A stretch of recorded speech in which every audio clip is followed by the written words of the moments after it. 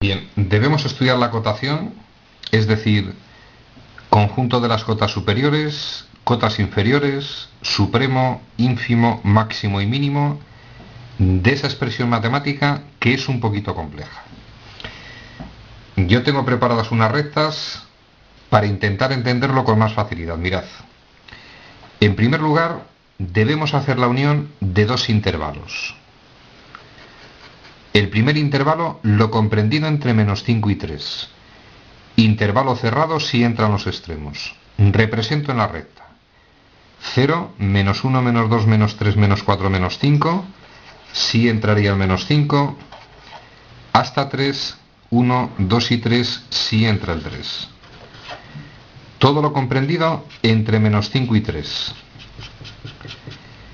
Expresamos el segundo intervalo. Tengo la segunda recta, lo comprendido entre 1 y más infinito, no entra el 1 y como de costumbre no puede entrar el infinito. Extremo 1, no entra. Hacia más infinito, rayamos hacia la derecha.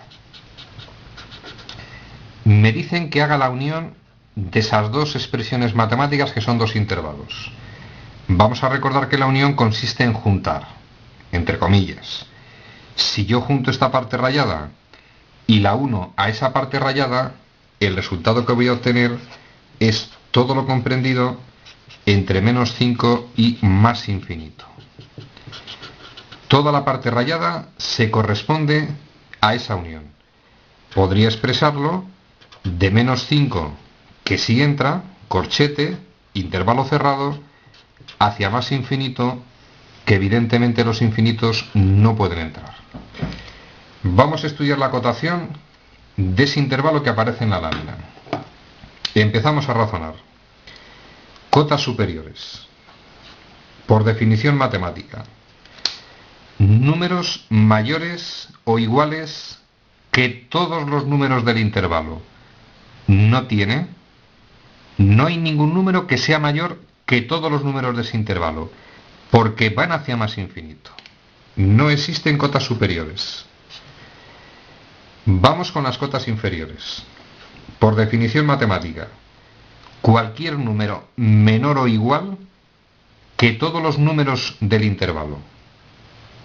Todo lo que está a la izquierda del -5 es el conjunto de las cotas inferiores. De menos infinito a -5. Los infinitos nunca entran y el -5 sí es cota inferior. Y eso no tiene nada que ver con que esté hueco relleno. Mirad, el -5 es cota inferior porque dicho valor es menor o igual que todos los números del intervalo.